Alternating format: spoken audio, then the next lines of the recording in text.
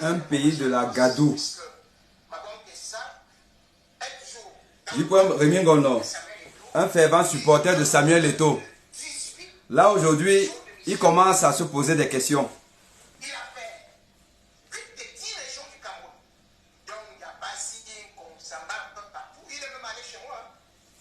Samuel Eto'o, que certaines personnes, dont certains influenceurs, prédisent un avenir présidentiel. Un avenir présidentiel, Monsieur Samuel Eto'o, dans un pays profondément en difficulté. Un pays à la ramasse. On dit que quelqu'un qui n'est pas capable de gérer une petite fédération de football peut devenir président de la République. Le pays qu'on appelle le Cameroun, c'est un pays de sorcellerie. Écoutez Rémi Ngono. Il est en train de parler de la gadoue de Samuel Eto'o. Hein? Parce que Samuel Eto'o, c'est celui qui nomme tous les gens qui travaillent avec lui. Et si vous n'êtes pas un bandit, si vous n'êtes pas un voyou, si vous n'êtes pas un mal élevé, si vous n'êtes pas un incompétent, Samuel Eto'o ne vous nomme pas.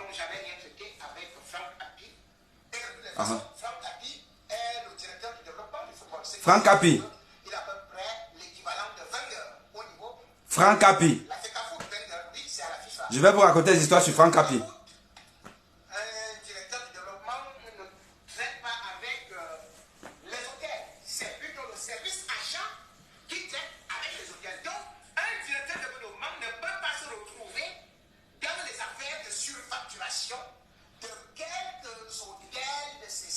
Directeur de développement Franck Capi. Dans les affaires de surfacturation, c'est ce que Jipoum Rémi Ngono dit. Franck Capi nommé par Samuel Eto'o.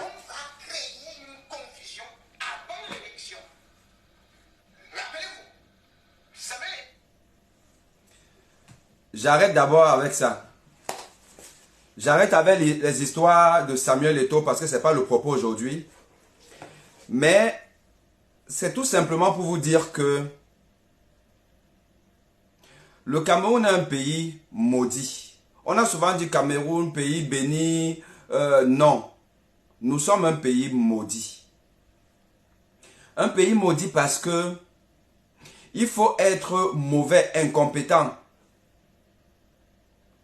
roublard pour arriver aux affaires au Cameroun. Et ce, par la bénédiction du peuple camerounais. Un peuple qui n'a pas le discernement nécessaire et qui n'a pas la volonté nécessaire pour avoir le discernement nécessaire pour comprendre ce qui est bon pour lui. Samuel Eto'o, aujourd'hui, pour beaucoup de Camerounais, est capable de diriger le Cameroun, est capable d'être président de la République du Cameroun. J'ai suivi un... il y a un monsieur là, c'est Ahmed Kamer, vous l'appelez comme ça. Je l'ai vu dire qu'on place Samuel Eto'o, Franck Biya, comment on l'appelle, Cabral Libi. Donc il a pris un peu tous les jeunes là. Bon, jeunes, hein, vous savez qu'au Cameroun, quand vous avez 50 ans, 40 ans, on dit que vous êtes jeune. C'est normal. Puisque nous sommes dirigés par des centenaires. Donc c'est normal qu'on dise qu'à 50 ans, vous êtes jeune, vous êtes trop jeune. Donc il a pris devant des jeunes, il a dit que vous les mettez là. Samuel Eto'o bat à plate couture, président de la République. Si le Cameroun,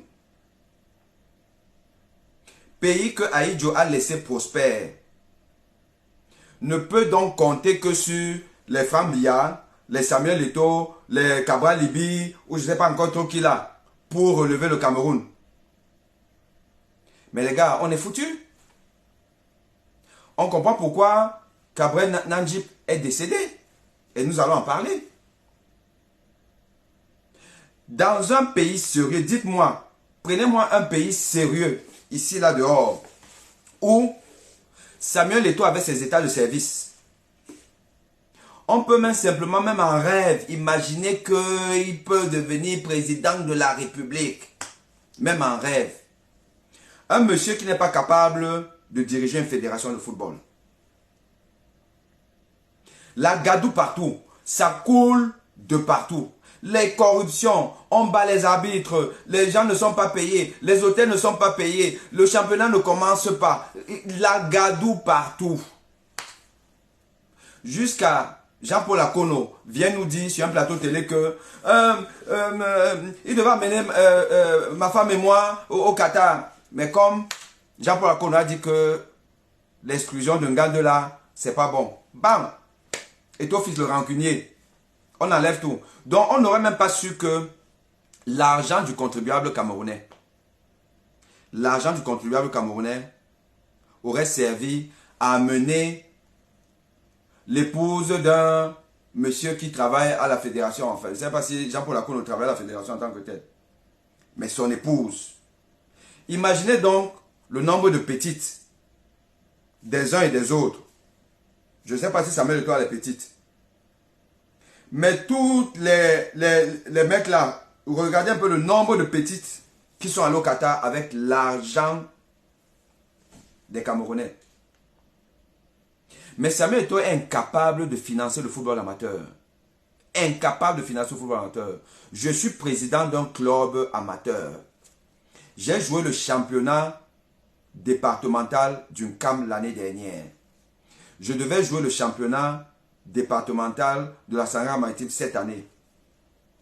J'ai abandonné. Demain, je vais adresser un courrier à Samuel Eto'o et au président départemental pour leur dire que j'abandonne. Pourquoi? Parce que on vous dit que le championnat va commencer juste après la Coupe du Monde. Donc, vous commencez à préparer votre championnat quelques mois avant. Donc, je prépare le championnat, je recrute les joueurs, je recrute le staff technique, le staff dirigeant, je fixe les salaires, je paye les gens, les entraînements, parce que les joueurs, c'est les petits gamins qui apprennent à jouer. Vous devez leur prendre au moins le taxi pour venir aux entraînements. Et à la fin, vous leur donnez même un petit 500. Chaque jour, entraînement. Les entraîneurs, ils veulent un salaire. Et en plus, vous savez, quand on dit que le président, c'est un Français, il vit en France. Il vit en France. Donc, il a l'argent. Et vous aussi, vous voulez mettre les gens dans un certain standard, un certain standing. Vous payez les entraîneurs, vous payez les équipements, vous payez les entraînements, vous payez les joueurs. Et le jour où le joueur est malade, vous l'amenez à l'hôpital et tout ça. Tout ça, l'argent sort de la poche des bénévoles. Des gens qui estiment que il faut aider le football camerounais. Moi, je suis venu comme dirigeant au football camerounais quand Samuel Eto'o est devenu président de la fédération. Avec l'espoir qu'il va redonner sa splendeur au football camerounais. Première année, je n'ai eu que mes larmes pour pleurer. Parce qu'on vous dit que le championnat commence, mais il commence peut-être 3 mois après le début. Mais pendant ce temps, vous dépensez de l'argent pour entraîner une équipe sans aucun sponsor. Vous allez trouver le sponsor pour entretenir un club de ligue départementale. Sans aucune subvention de la fédération. Une fédération qui a beaucoup d'argent. Qui offre un train de vie de seniors à des feignants qui ne font rien. Les Mabouan Kesak, les machins trucs là, l'autre là, les Tchoutang qui ne servent à rien. Vous leur donnez tout. Et même ceux qu'on ne connaît pas, vous leur donnez beaucoup d'argent. Vous amenez des gens au Qatar. Vous prenez même l'argent, vous amenez les présidents des clubs de l'élite 1 et l'élite 2. Vous les amenez au Qatar. Juste pour se balader. Comme ça là. Qu'est-ce que ça nous a rapporté? Le fait d'avoir amené tous ces gens-là au Qatar, ça empêche que Cameroun rentre après le premier tour. Et pendant ce temps, les clubs amateurs sont là à la débrouille. Ils font ce qu'ils peuvent. Mais évidemment, si vous n'avez pas de l'argent, vous allez recruter quel bon entraîneur pour former vos joueurs. Si vous n'avez pas d'argent. Puisque les bons entraîneurs ont un coût. Les bons joueurs ont un coût. Résultat des courses, défection sur défection. Les matchs annulée parce que une équipe n'est pas venue, elle n'a pas de l'argent et tout. Quelle est la qualité de football que vous aurez dans le championnat amateur? Quels joueurs, quelles pépites les jeunes là vous allez former de manière à devenir les futurs Samuel Eto'o, les futurs Roger Mila, les futurs Ben Joseph Antoine? Zéro. Du coup, on ne peut même pas gagner le Gabon. On est obligé de passer par les recours administratifs, on va au TAS et tout ça là pour nous qualifier. Alors qu'à l'époque, on battait le Gabon, aller-retour avec vraiment l'équipe réserve. Voilà donc la fédération de Samuel Eto'o. Où on explique maintenant que non, il est présidentiable, il peut devenir président de la République. Peuple camerounais, peuple de zombifiés.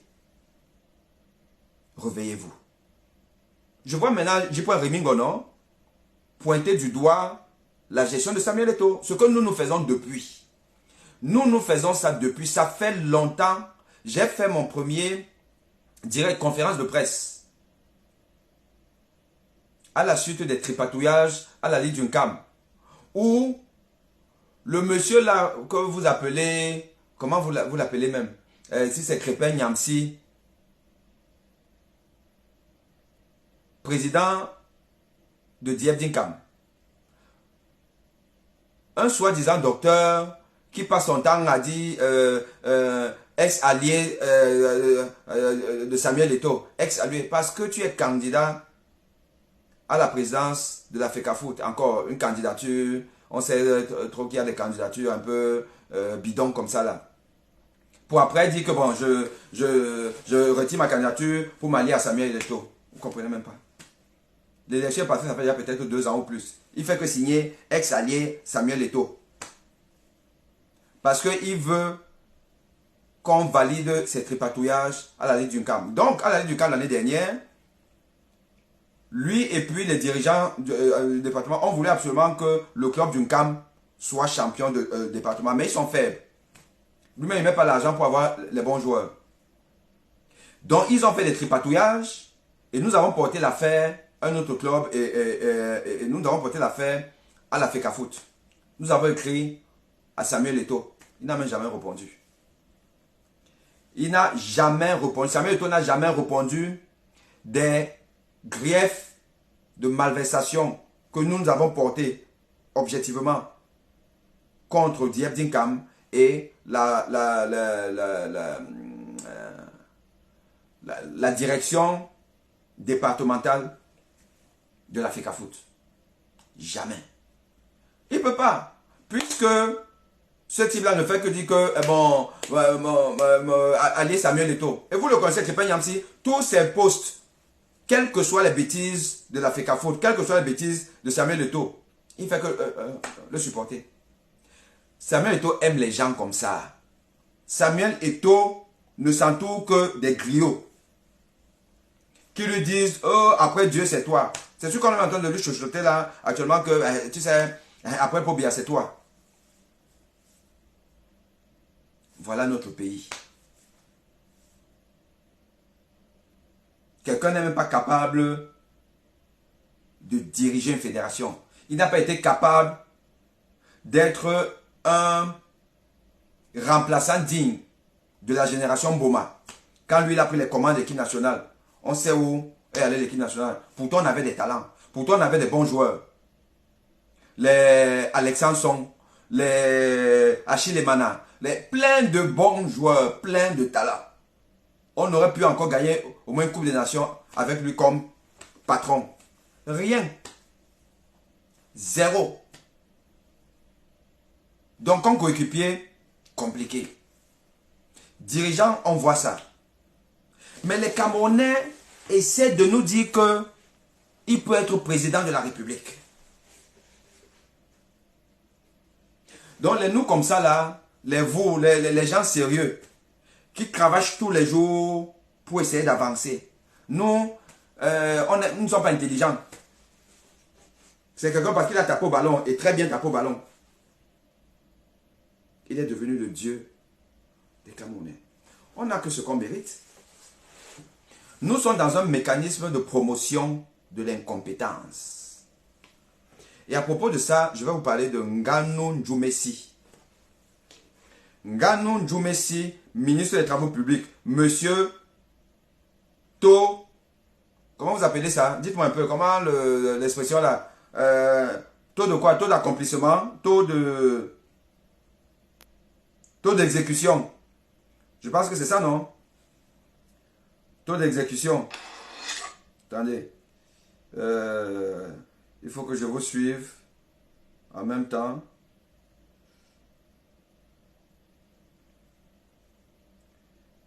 Que je sois avec vous. Ceux qui disent pas de taux d'exécution. Non, non, je vais arriver, ne vous inquiétez pas. Moi, je suis un enseignant. J'arrive progressivement vers ce pourquoi je vous ai dit d'être là. Je sais que parmi vous, il y a beaucoup d'inconditionnels, de taux, donc vous êtes déjà énervé là. Mais bon, c'est pas grave. Alors, j'arrive vers ça. J'arrive vers la mort de Kabré Nandjip. Pourquoi il est mort? Quel est le mécanisme de sa mort? J'arrive vers ça. Ne vous inquiétez pas. Alors, je vous disais que Nganou Djoumessi, monsieur taux d'exécution,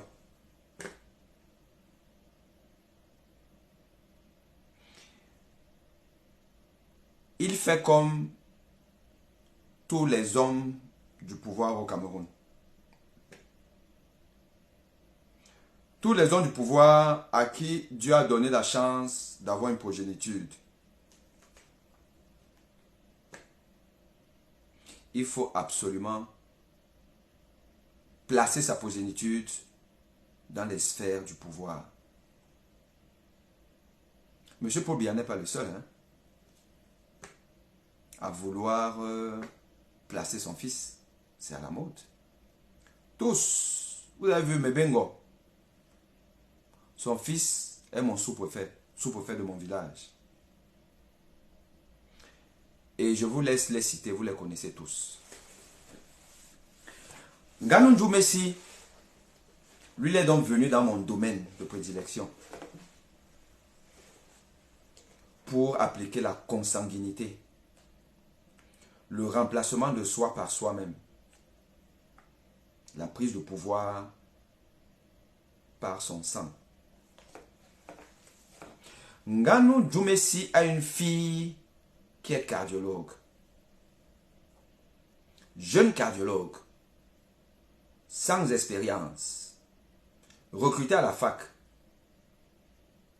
qui a gravé les échelons à la vitesse grand V.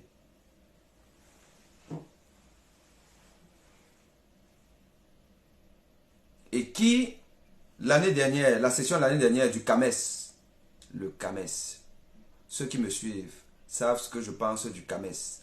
Le CAMES, c'est cette association de toutes les universités africaines et malgaches qui promeut donc les enseignants universitaires, d'assistants, maîtres assistants, maîtres de conférences, professeurs titulaires.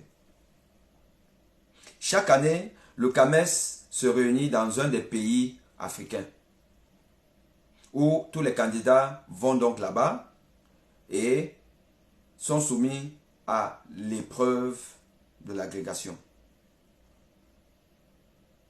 Et avant cette réunion-là, les candidats font le tour de plusieurs pays pour rencontrer ce qu'ils appellent un maître, des gens qui font partie donc de la commission du CAMES, pour qu'ils les évaluent, pour qu'ils s'assurent que bon, voilà, tu maîtrises le sujet, et ainsi de suite.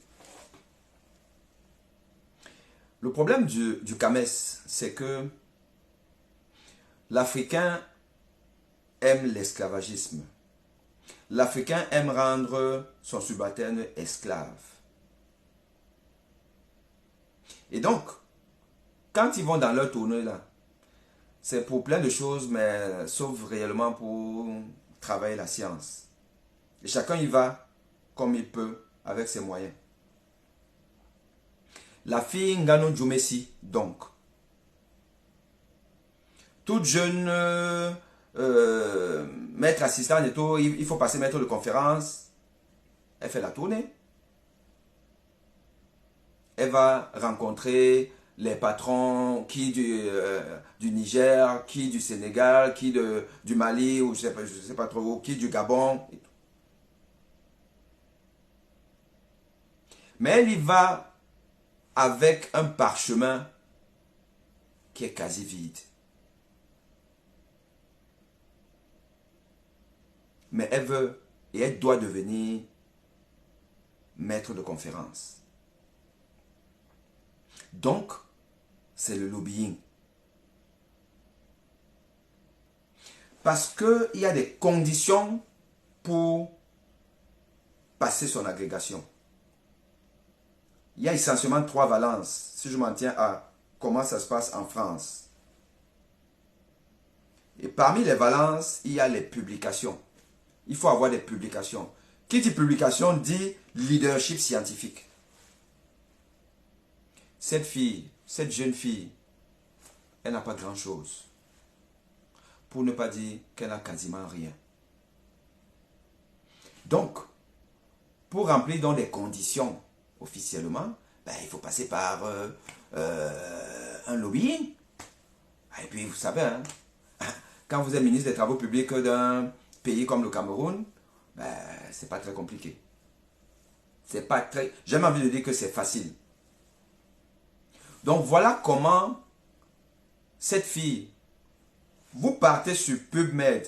PubMed, c'est la plus grande référence bibliographique dans le monde, où quelqu'un qui a fait une publication sérieuse, son nom se retrouve là-bas. Vous mettez le nom de quelqu'un, PubMed, ça vous sort des travaux. Il y a d'autres moteurs de recherche, mais si quelqu'un n'a pas des travaux sérieux référencés sur PubMed, c'est qu'il joue en deuxième division, voire en ligue départementale. Donc, je vous envoie donc là-bas. Et vous allez voir. Mais il se trouve qu'elle est devenue professeure, je sais pas qu'elle s'appelle Nganou, aussi Ndjoumessi et tout. C'est ma collègue, hein. Moi, je ne suis pas dans la médisance. Je parle des choses objectives qu'on peut vérifier. Personne ne peut m'attaquer pour diffamation. Et une fois que vous êtes professeur au Cameroun, vous savez que vous guettez déjà les postes de responsabilité, de machin truc. Et il se trouve donc que cette jeune fille, jeune cardiologue, qui ne sait même pas comment faire la recherche, qui je ne sais pas si elle a déjà écrit un article sérieux, est devenue la patronne de la cardiologie camerounaise. La patronne universitaire de la cardiologie camerounaise, c'est la fille Nganou Ndjoumessi, nommée de manière bizarre par la faculté de médecine de Yaoundé. Parce qu'elle est responsable pédagogique de la cardiologie de la première université du Cameroun, la faculté de médecine de Yaoundé. C'est elle. Vous savez ce que ça veut dire? Vous connaissez les conséquences de ça? C'est elle qui a remplacé le professeur Samuel Kingé, qui lui-même avait remplacé le professeur Wali Mouna, le fils de Tandem Mouna, président de l'Assemblée nationale du Cameroun de l'époque, et frère du bâtonnier Mouna, qui voulait être au président de la République du Cameroun. C'est elle.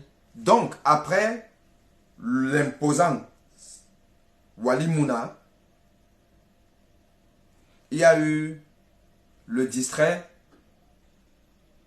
mais efficace à son niveau, Samuel Kingé,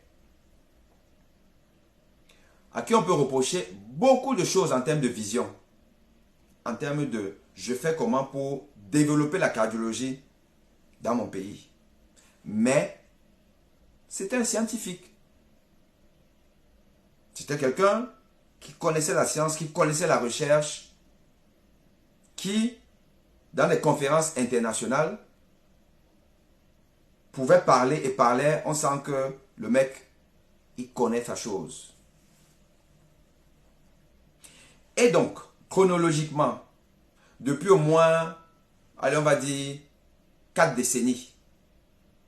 On a eu Wali Mouna, lui aussi un barreau de la cardiologie. Quelqu'un qui avait un leadership international, panafricain. Il a été président de la Pan African Society of Cardiology. Il a fait ses études aux États-Unis. J'arrive aux États-Unis étant encore jeune cardiologue, mais déjà dans la recherche. Je travaillais, j'appartenais à l'hôpital à Pitié-Salpêtrière. Hôpital à Pitié-Salpêtrière, où est décédée, vous savez qui? La princesse Diana. Mon patron, ou l'un de mes 2 patrons, mais celui vraiment qui m'a initié à la recherche, le professeur Guy Fontaine, qui a inventé, créé, découvert une maladie. Je vais aux États-Unis avec lui pour présenter un de mes premiers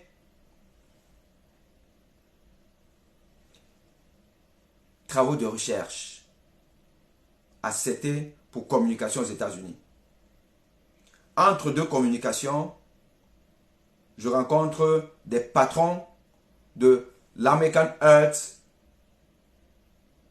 Association, l'association américaine de cardiologie, dirigée à l'époque par un noir.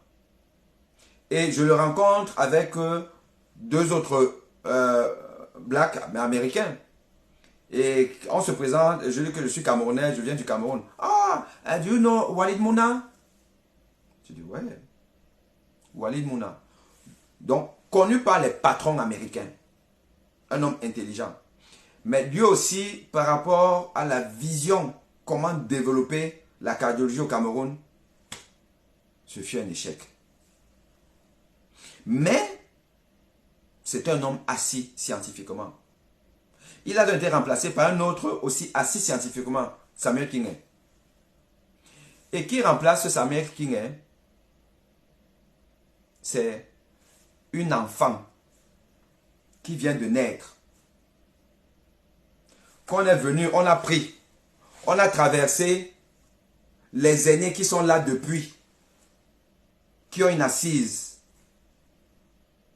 On est venu, on lui a donné la chaire de cardiologie.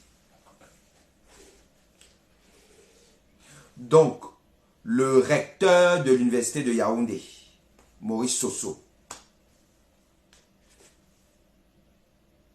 un autre cas, cet oncle à moi, avec son doyen, ont accédé aux exigences des hommes politiques des Toudi. Que place-nous l'enfant là. Et donc, la cardiologie camerounaise, qui est à la traîne, qui est à la ramasse par rapport à des pays qui sont quand même comparables en termes de PIB et tout ça, le Sénégal, la Côte d'Ivoire et d'autres pays, il y en a même qui sont en train de monter. L'avenir du Cameroun, donc votre avenir en termes de médecine cardiologique est entre les mains d'une jeune que, même simplement dans les congrès moyens africains là, genre, ils étaient dernièrement en Côte d'Ivoire.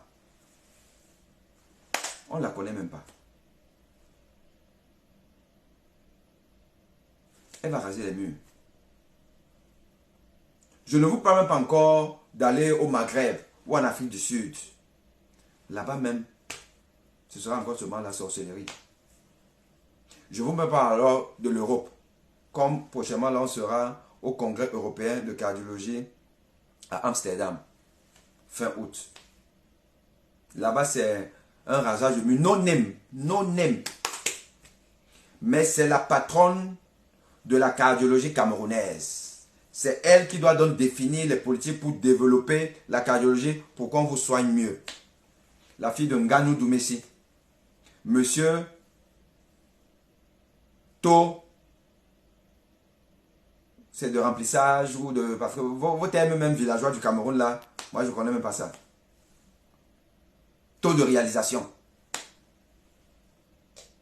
Donc on n'a pas encore fini avec les travaux publics. On est déjà à la santé avec la fille Nganou Doumessi. Forcément, vous comprenez que elle est dans le chemin pour devenir même ministre de la Santé.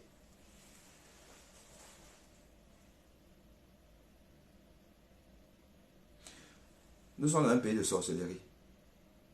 Et comment vous voulez que des gens qui ne sont pas outillés puissent conseiller un ministre même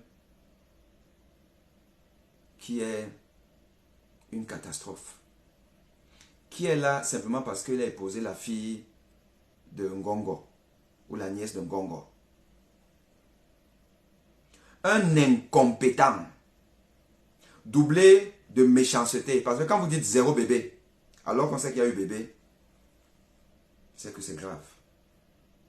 Vous voyez donc les gens, vous avez conseillé qui? Quelle politique de santé on aura? Et on vient donc sur Cabrel Nanjip pour vous expliquer. Un pays qui ne met pas en place une politique sanitaire pour éduquer les peuples, pour éduquer le peuple, pour imposer un certain nombre d'acquis de connaissances pour toute la population. On vous dit que quand vous trouvez un accidenté dans telle ou telle position, voici ce que vous devez faire, voici ce que vous ne devez pas faire. Le secourisme, ça devait être partie prenante de notre éducation, de notre formation. Dans un pays où on ne sait pas ce qu'on appelle hélicoptère médicalisé. Dites-moi, peut-être que moi je ne sais pas. Quand on m'a dit que je ne suis pas camerounais, peut-être qu'il y a les hélicoptères médicalisés au Cameroun. Dites-moi. Parce que dans un pays où il n'y a pas les ambulances, où les routes sont accidentogènes, donc partir d'un coin à un autre, c'est compliqué. Vous allez mourir en cours de route. Hélicoptère. Imaginez si le Cameroun avait un hélicoptère médicalisé. Ces gens-là lancent l'appel. Tant on a quelqu'un, une victime, emploie qui? Un des chouchous des Camerounais. Ce monsieur-là, sympathique, humble, d'une humilité déconcertante. On lui dit que oh, tu fais partie des influenceurs qui, voilà, n'ont pas parlé de Martinez Zogo et machin, tout là. Il demande des excuses à J. Rimingono. Avec l'autre longueur, ça tire de partout là. Il finit par dire, grand frère, excuse-moi. Combien de Camerounais font ça? Donc, tant hélicoptère, ça décolle de Yaoundé. Et d'ailleurs, compte tenu de ce que c'est l'axe de la mort, on devait avoir des postes de secours dans des points stratégiques. Avec un hélicoptère qui est posé là, prêt à démarrer 24/24. Quand je serai président de la République du Cameroun, c'est ce que je vais faire. Vous déposez la tangue. Dès qu'on a appelé, l'hélicoptère décolle. En 10 minutes, l'hélicoptère est sur place. L'hélicoptère médicalisé est sur place. Ce n'est pas la sorcellerie. L'hélicoptère médicalisé, il suffit qu'on dise chaque voleur à Kondengui ou à Noubel, les Mebengo, les machins, tout là. On prend seulement le 10e de ce qu'ils ont volé. On met dans la santé publique. Et dans la santé publique, entre autres, on achète les hélicoptères médicalisés. On place partout. Dans un pays où il n'y a pas de route, je vous assure que Nanjip ne meurt pas. Parce que l'hélicoptère arrive. Et avant que l'hélicoptère n'arrive, ces gens qui étaient là, parce qu'ils ont appelé, on leur dit ce qu'il faut faire, ce qu'il ne faut pas faire. C'est ce qu'on appelle aujourd'hui la télémédecine, la téléconsultation, consultation à distance. Parce qu'évidemment, déjà quand on les voit, ils ne sont pas censés connaître, ils ont fait ce qu'ils peuvent. Ils ont fait ce qu'ils peuvent, voilà. Il faut même les féliciter. Quelque part, dire qu'ils ont fait ce qu'ils peuvent. Vous avez vu un là, on a dit, mais maintenant là à l'hôpital, ils ont mis le réflexe de ça, les pauvres. Mais, si on avait mis des postes de secours dans des endroits clés. Pouma, Edea, Ezeka, ou je ne sais pas, Bomiebel, des trucs comme ça. Avec une campagne où on dit à tout le monde que s'il y a un accident sur la route, là, voici le numéro de téléphone qu'il faut appeler. Manaouda Malachi. Monsieur Zéro Bébé. Dès que tu deviens président de la République du Cameroun, je te fous en prison.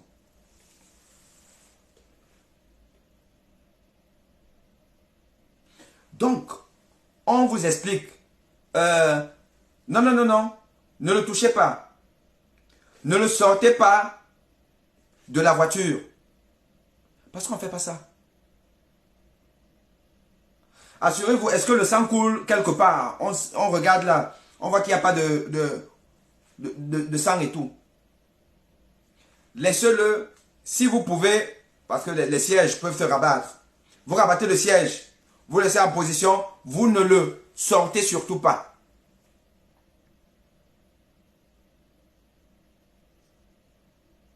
Parce que en le mobilisant, le bougeant comme ça là, imaginez, s'il a peut-être eu une fracture cervicale et tout, vous aggravez la situation en le mobilisant.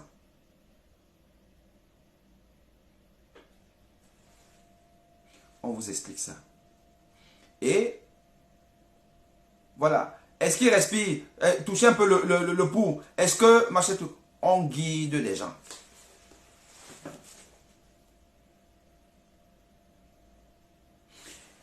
Et parce que il respire, ou alors il respire plus, on vous dit ce qu'il faut faire pour savoir si le malade respire. Si vous mettez votre paume de main là, au niveau du nez, vous pouvez sentir un petit souffle. Ou vous observez, vous mettez même votre main sur son ventre. Vous voyez si votre main fait légèrement ce mouvement-ci. Alors, est-ce que la personne est consciente ou inconsciente? Vous l'avez appelé, vous l'avez pincé, là, vous avez piqué. Est-ce qu'il fait la grimace? S'il ne fait pas la grimace, vous l'avez appelé, il n'a pas répondu. Il est inconscient.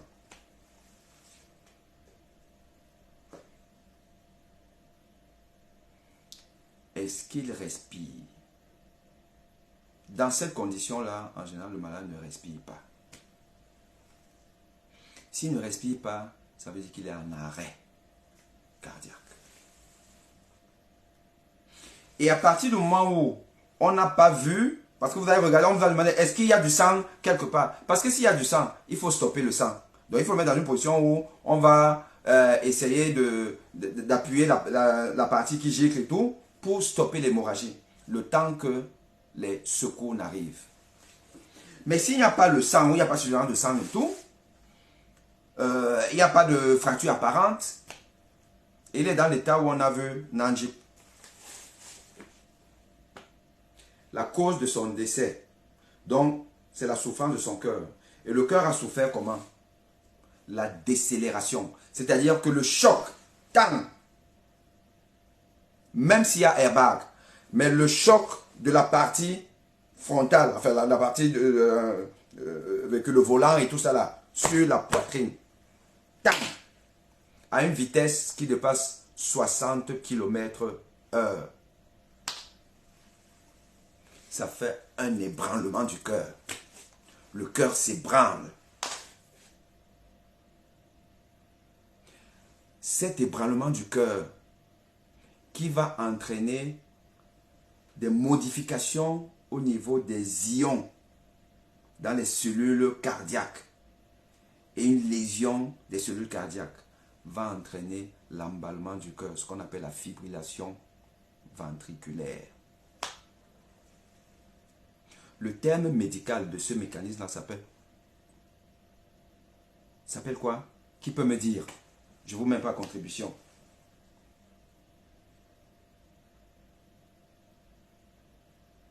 Commotio cordis. le commotio cordis, la commotion du cœur, l'ébranlement du cœur, va être à l'origine de l'emballement du cœur, fibrillation ventriculaire. Le cœur, au lieu parce que le cœur fait ça normalement. Mais là, son cœur commence à faire comme ça là. Ça bat la chamade de manière désordonnée.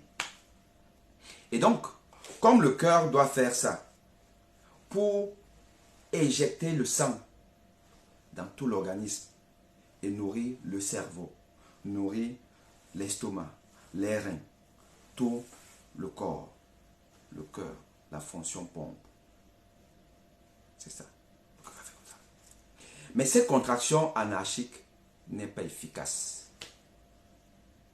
Donc, le volume d'éjection, c'est-à-dire la quantité de sang qu'à chaque contraction, on envoie pour nourrir tout l'organisme, cette quantité de sang va diminuer peut-être des 4/5. En fait, le corps ne reçoit plus le sang. Le cerveau ne reçoit plus le sang. Les organes ne peuvent plus fonctionner. Mais en réalité, parfois même, c'est quasiment rien. Donc c'est l'équivalent d'un arrêt cardiaque. La fibrillation ventriculaire, due à ce choc que Cabrel Nanji a reçu. Commotio cordis. Entraînant la fibrillation ventriculaire.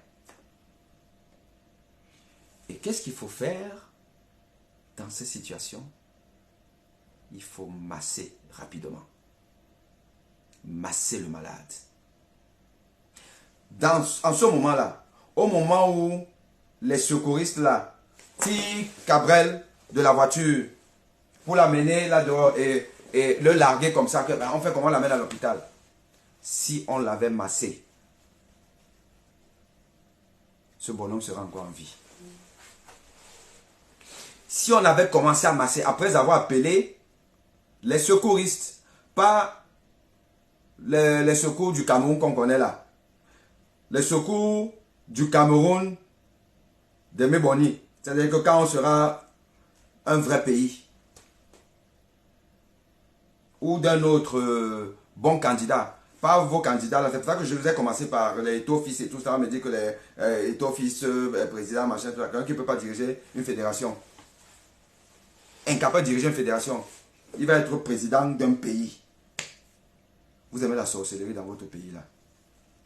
Donc dans un vrai pays, pas celui de Paul Biya et son ministre de la Santé, Manaouda Malachi, qui doit normalement être en prison, mais un vrai pays.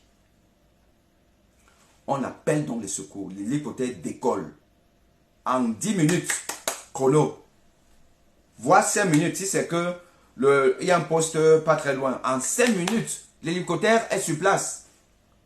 Pendant ce temps, les gars sont en train de masser. Quand l'hélicoptère arrive, on branche le défibrillateur. On largue le truc là. Défibrillation, tant le gars, il se réveille. Commotio cordis. Traitement, c'est massage, fibrillation, défibrillation.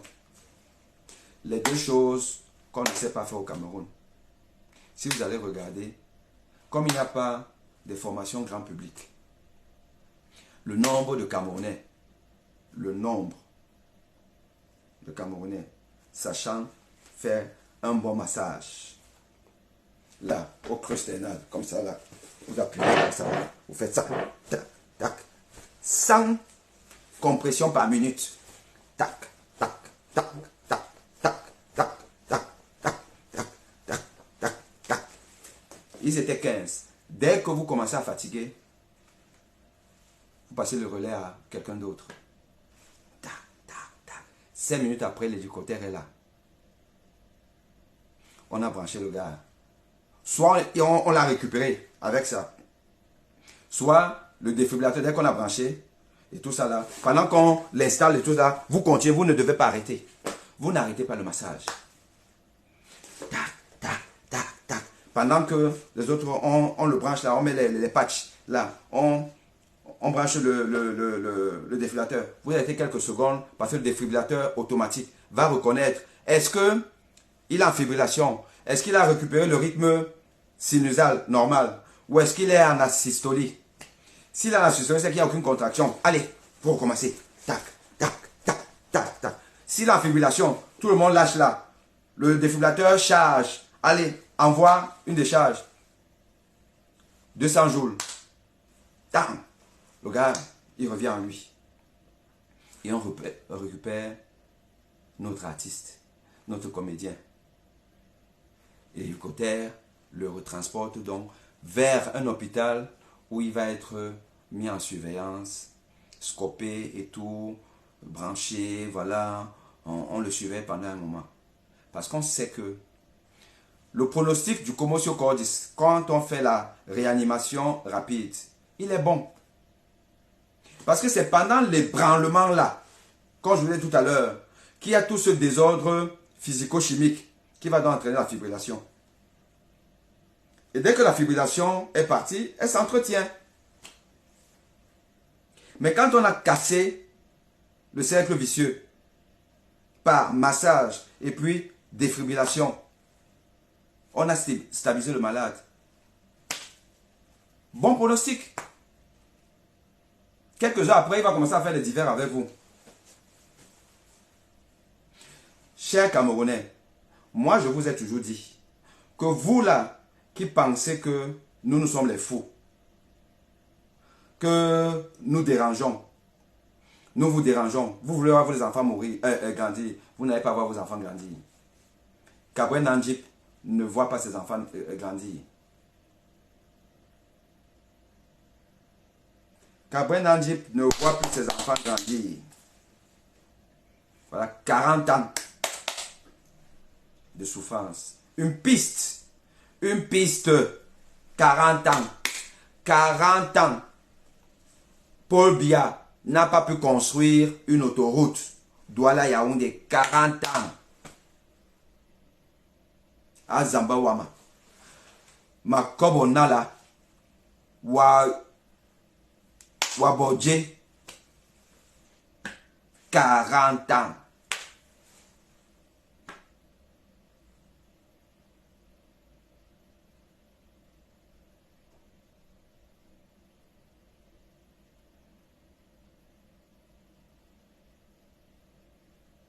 On amène Nandjip. On nous a dit ça à l'hôpital de Déa ou je ne sais pas trop où. Quand moi je vous dis qu'il n'y a pas les hôpitaux au Cameroun, vous me dites que oh, c'est monté, c'est descendu, toi là tu déranges et tout ça là. Je vous dis encore que quelqu'un est sérieusement malade au Cameroun. Il meurt. Il meurt. Allez à cet hôpital de Déa. Allez dans les autres hôpitaux.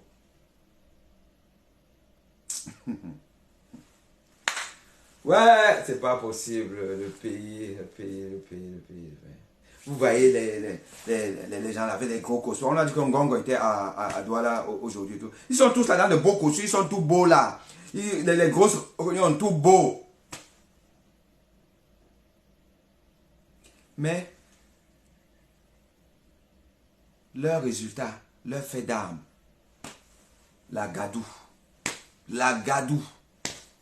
à tous les niveaux. Et le peuple aime ça.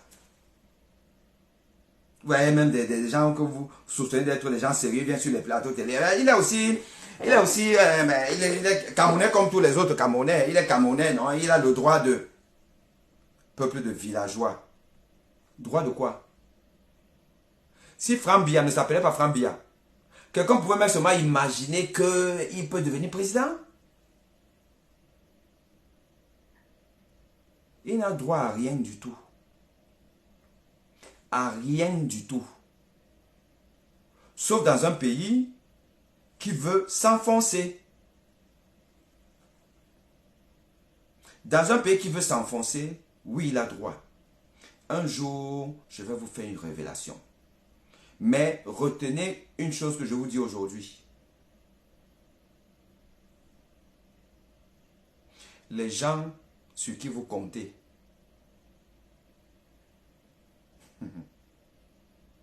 les gens sur qui vous comptez, écoutez bien ce que je vous dis. En 2025, on reparlera de ça. Les gens sur qui vous comptez, vous êtes prêts à donner votre vie pour ces gens-là. Sachez que eux-mêmes ne comptent pas sur eux. Ils ont déjà choisi qui va remplacer le Père.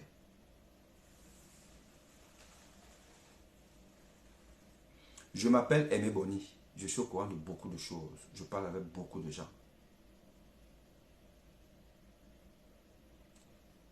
Ce que je vous dis, c'est que vous perdez votre temps. Quand vous avez décidé de faire du messianisme au Cameroun, de compter sur des messies, sur des gens que vous avez autoproclamés être à la limite des demi-dieux, sachez que ils n'ont pas le même agenda que vous. Je vous dis encore que je sais beaucoup de choses. Et j'ai pitié de vous. Parce que de belles routes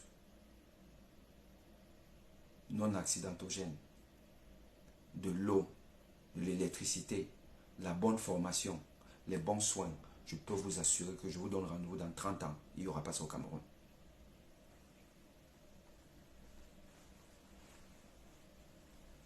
Il n'y aura pas ça au Cameroun. Je vous dis encore que la patronne de la cardiologie camerounaise aujourd'hui, no name, inconnue au bataillon,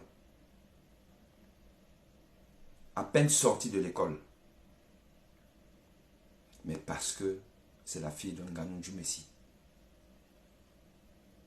Et vous prenez les autres disciplines, c'est pareil. Donc, la santé publique au Cameroun, c'est pas pour rien que tout le monde veut se soigner à l'étranger. C'est pas pour rien que vous ne voyez pas les étrangers venir se former au Cameroun. Mais tous les Camerounais vont se former en Afrique de l'Ouest. Ils vont se former là-bas parce que le système de santé là-bas est solide. Et que quand vous avez des gens qui sont des patrons là-bas, ben, c'est pas des petits patrons. Hein. C'est des gens quand même qui... voilà.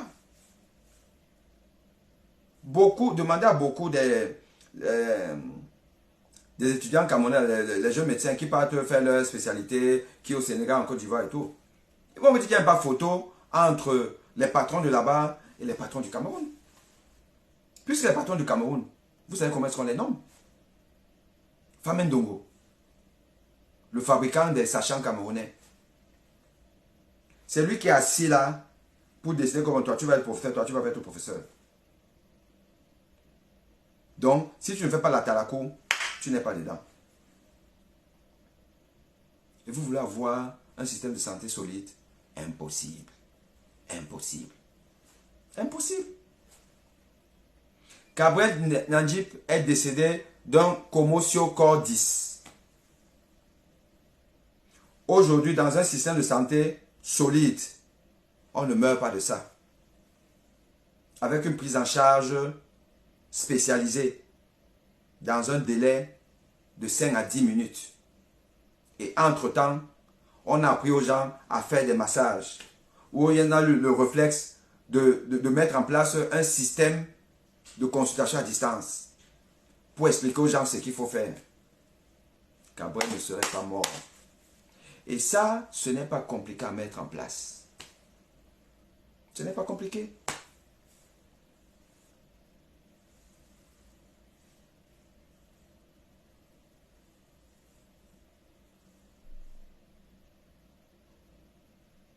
Non. Pas commotion cérébrale. Gabriel Nandjip n'est pas mort de commotion cérébrale. Sur les images qu'on voit, là, sur les images qu'on voit, la probabilité est que ce soit une commotion cardiaque. Mais oui, là je suis d'accord, la commotion cérébrale peut aussi être à l'origine. C'est-à-dire que si c'est sa tête qui l'a cogné durement sur le mur, le pare-brise ou autre, il y aura ébranlement du cerveau. Parce que la commotion cérébrale et la commotion cardiaque ont le même mécanisme initiateur. Oui. C'est la décélération de l'organe face à une vitesse de contact très importante. Bon. Et dans l'un ou l'autre cas, on va perdre connaissance. Effectivement. La perte de connaissance dans la commotion cérébrale est due donc au choc qu'on a reçu au niveau du cerveau. Effectivement, c'est le cerveau qui contrôle la vigilance, la connaissance et tout, donc on va perdre connaissance. La perte de connaissance due au choc au niveau de la poitrine, du thorax. Si c'est le choc au niveau de la tête qu'on cogne, commotion cérébrale. Si c'est au niveau de la poitrine, peut-être ça peut être le volant ou autre, là, ce sera une commotion cardiaque, commotion cordis. Et la perte de connaissance est due, comme je vous ai dit, à la fibrillation ventriculaire. La fibrillation ventriculaire qui va entraîner une baisse du débit cardiaque, baisse du volume d'éjection systolique. Et donc, hypoperfusion du cerveau et tout, on perd connaissance. Et comme le cœur ne pompe plus parce qu'il bat la chamade, il n'est pas efficace et tout, donc arrêt cardiaque. Et il faut donc masser. Donc dans tous les cas de figure, le mécanisme qu'il a eu là, parce que si il y a peut-être une hémorragie cérébrale très importante parce qu'il y a eu rupture de la rate ou je ne sais pas trop quoi, vous perdez ça, ça gifle, ben, en quelques secondes vous êtes parti. Hein. Et puis là, il y a pas, le massage ne va rien faire. Mais en cas de commotion cardiaque, c'est le massage. Mais dans tous les cas de figure, ce qu'il faut retenir quand même ici, là, un système de santé qui est bien organisé, on ne perd pas ce genre de personnes. Je ne vous parle même pas de l'état de la route, hein, du côté Nganou Djoumessi. Et quand je parle pas de ça parce que tout le monde parle de ça et tout le monde peut parler de ça. Moi, je vous parle de ce qui est mon domaine, la santé, l'offre de soins dans un pays sérieux. Où on sait que on a l'axe de la mort. Déjà, je demande aux Camerounais de ne plus appeler cette route-là l'axe lourd. Parce que l'axe lourd même, c'est même aussi cette appellation-là qui nous entraîne dans une certaine quiétude et finalement on meurt. Appelons ça désormais axe de la mort. Axe Paul Biya. Axe de la mort. Parce que au moins, quand tu prends ta voiture le matin et que tu vas là, tu sais que tu es en train d'aller vers la mort. Tu sais déjà ça. Donc, tu vas un peu te calmer. Axe de la mort. Donc, dans un système solide, vous savez que vous avez l'axe de la mort qui relie vos deux plus grandes villes. Il n'y a pas de poste de secours. Il n'y a pas de poste de soins. Les hôpitaux ne sont pas vraiment outillés. Parce que vous allez arriver à l'hôpital d'Edea ou d'Ezeka avec un malade. Je vous dis que je suis sûr que, allez demain là, les gens qui sont à Edea, allez à Edea. Je suis sûr qu'il n'y a pas un défibrillateur dans cet hôpital. Je suis sûr qu'il n'y a pas un défibrillateur. S'il y en a, il est parqué quelque part, rouillé. Je suis sûr. Je suis sûr que la réanimation, si on va l'inspecter en termes de standards internationaux, ne peut pas bien prendre en charge les malades. Je suis sûr. Je suis sûr de beaucoup de choses.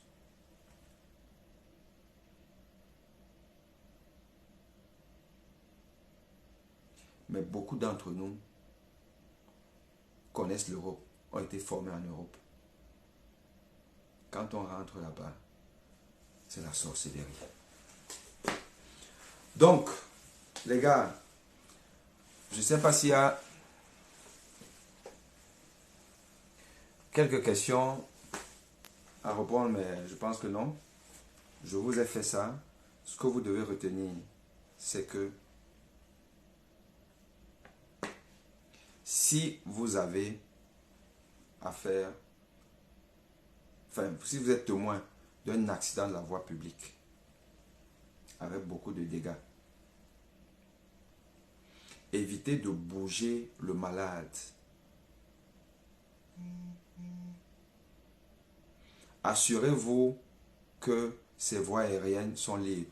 Donc vous allez le déboutonner, machin, truc et tout ça. Vous essayez de l'appeler. Est-ce qu'il réagit? Est-ce qu'il ne réagit pas? Est-ce qu'il respire? Est-ce qu'il ne respire pas? Est-ce qu'il il saigne? Parce que imaginons qu'il y a peut-être... Il saigne du cou. Là, vous allez faire une compression là pour arrêter le saignement, des trucs comme ça. Mais s'il ne saigne pas, s'il est inconscient, il ne respire pas, il y a arrêt cardiaque. Et vous devez le mettre dans une position, rabattre le siège, par exemple, et tout. Le siège est quand même dur. Et commencer le massage. Après avoir prévenu des gens, vous êtes nombreux, dans les autres vont appeler. Et maintenant, demandez à Paul Biya, Monsieur Paul Biya, d'acheter les hélicoptères. On nous a dit que le ministre qui faisait le Njansang là, qui s'était transformé en femme pour aller au Nigeria. On dit qu'il a volé beaucoup de milliards, mais il a remis seulement 1 milliard. Vous savez où sont passés les autres milliards?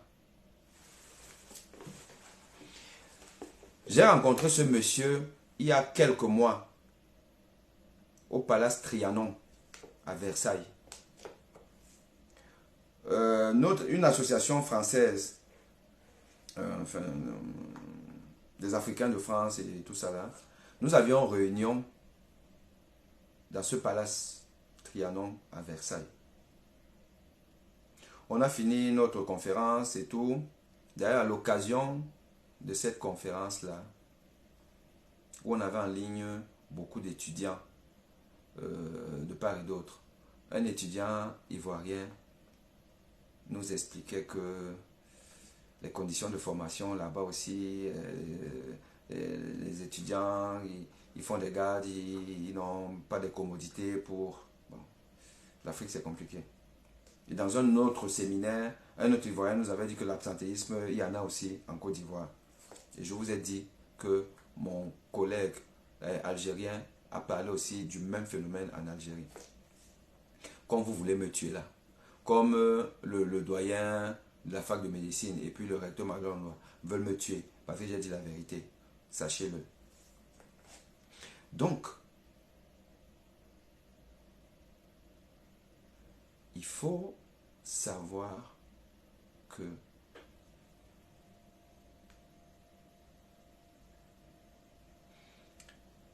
si nous ne faisons pas attention, nous allons tous y passer.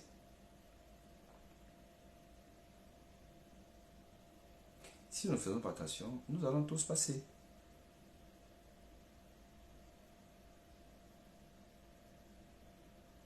L'hôpital d'Edea n'est pas outillé. Si on ramène même jusqu'à Douala, on aura des surprises. Mais vous allez ramener comment? Comment vous allez ramener? Avec déjà quel équipement, quelle ambulance, quel SAMU? Rien. Donc il faut les hélicoptères. Dites à M. Paul Biya d'acheter les hélicoptères. Dites-lui de prendre l'argent chez le ministre des eaux, là, c'est pas si c'est le ministre des eaux, celui qui avait fui au Nigeria. Je l'ai rencontré à l'hôtel Trianon. On a fini notre séminaire. nous sommes allés manger. Quand on a fini de manger, en sortant, je vois le monsieur en bonne compagnie, à l'hôtel. Il fait les tours. Et je dis à des collègues que le monsieur là, vous savez qui c'est? Non, je lui dis qui c'est. Là, je suis en train d'avoir un... J'oublie un peu son nom, mais je crois que vous savez de qui je parle. Et une des collègues dit donc que je vais aller le saluer.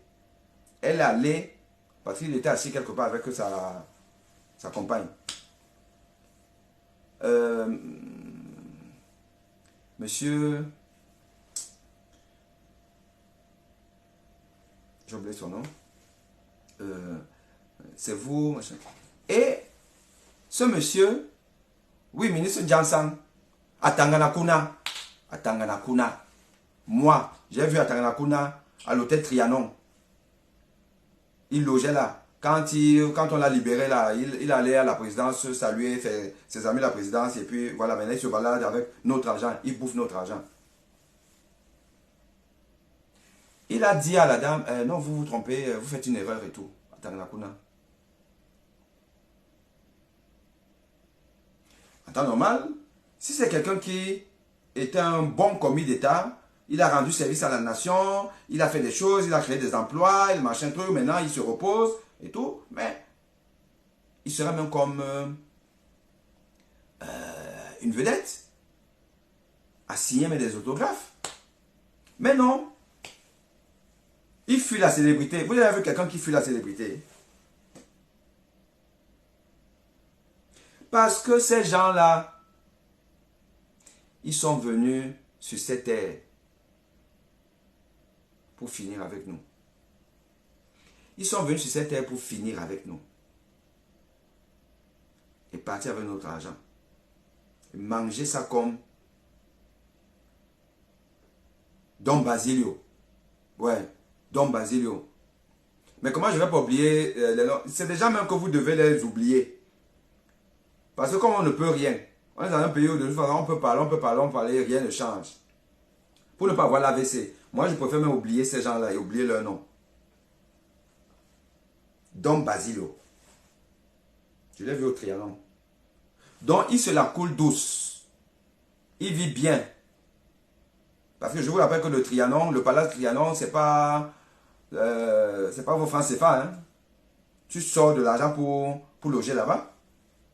Et ça, je l'ai vu une fois. Vous imaginez son train de vie depuis un ancien prisonnier.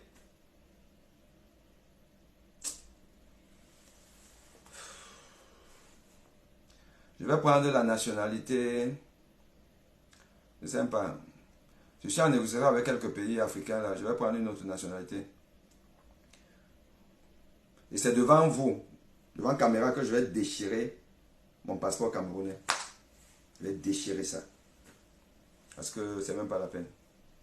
Bon, ceci dit, je pense que l'essentiel était médical. Je vous ai expliqué exactement quelle est la prise en charge. Et tout en vous souhaitant une bonne soirée, prions. Prions pour que l'esprit de Cabrel aille auprès de celui qui est tout haut. Et aussi parce qu'en arrivant là-bas, il devrait, et je sais qu'il va le faire, dire à l'homme qui est là-haut, pour ceux qui croient, que dis donc, le Père ici. Donc, tu as pensé à tous les pays du monde, tu as oublié le continent. Tu as oublié le continent. Chaque semaine, il y a un drame au Cameroun. Chaque semaine, il y a quelque chose qui nous montre que nous avons touché le fond. Et la semaine d'après, on se rend compte que non, on n'avait pas touché le fond. On est encore en train de s'enfoncer. Ouais, papa, God. You forgot Cameroun. You forgot Cameroun. Naweti. Naweti. Et je sais que papa God va dire que you forgot yourself. You are people that you don't like yourself. Et il aurait eu raison. Il aurait raison parce qu'on est un peuple qui ne veut pas se prendre en main.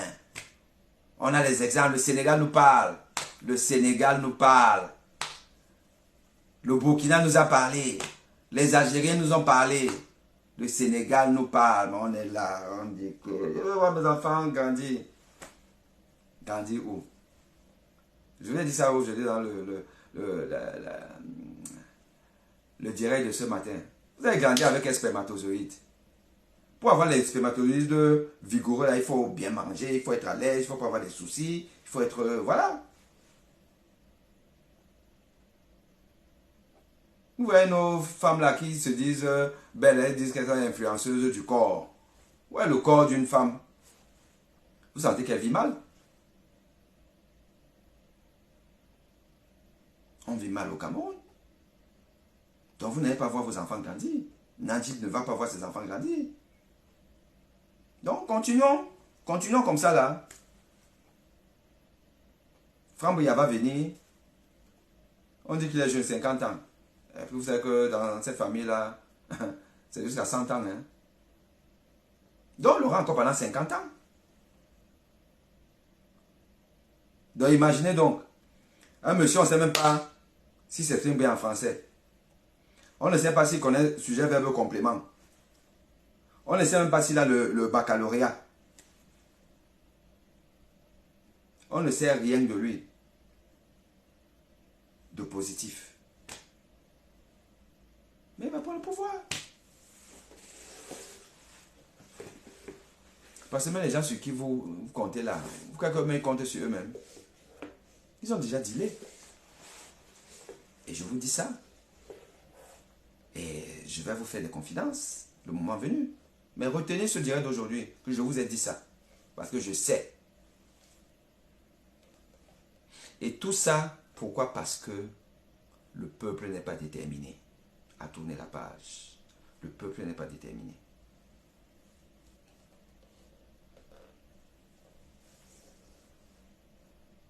Bon. Les choses du Cameroun, si on commence à parler de ça, on va pas finir. Je n'étais pas dans un direct politique, mais un direct médical, mais ça a débordé sur la politique. I'm so sorry. So, I love you. Have a nice night. Keep safe. Let's pray for Kabwe Nanjib and all other Cameroonians who died because of the misleadership that leads Cameroon. This is a shame. It's not understandable that we don't have roads in Cameroon.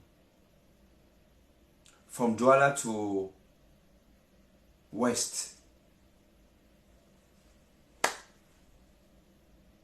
I went to Chang one day. Oh my God. From Douala to Chang. From Douala to Yaoundé.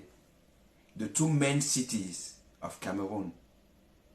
We don't have roads. Paul Biya is president of Cameroon for 4 decades. He didn't think that he can left Cameroon with normal traffic. This is a shame. This is a shame. Benin is more developed than Cameroon nowadays. Benin is more developed than Cameroon nowadays. Do you understand it? Can you imagine that? I remember that when we are young, we didn't want to go to Benin because Benin was a village in 19th. Cotonou was maybe like, even Edea was more developed than Cotonou. But today, we can't compare Cotonou and Douala or Yaoundé.